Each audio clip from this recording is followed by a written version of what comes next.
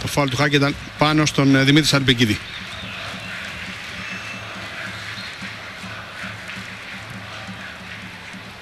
Η κεφαλιά, η μπάλα στο δοκάρι, ξανά ο Κυριάκος, η μπάλα στα δίχτυα. 1-2.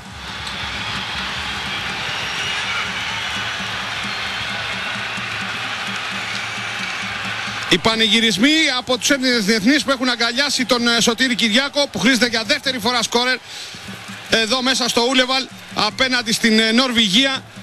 Ήταν πολύ καλή εκτέλεση φάουλ από τον Γιώργο Καραγκούνη, που βρήκε στην καρδιά της νορβηγικής άμυνας τον Κυριάκο. Κοιτάξτε ξανά εδώ.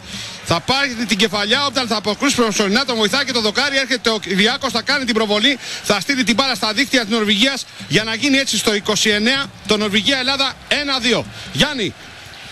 Ο Σωτήρης Κυριάκος έφυγε προς το κόρνερ, έπεσαν πάνω οι συμπαίκτες του. Είχε κάνει Αλέκο, ίσως το πρόσεξες, είχε σηκώσει το χέρι πριν εκτελεστεί το φάουλ και ζήτησε την μπάλα. Εκεί νίκησε κατά κράτος στους αντιπάλους του.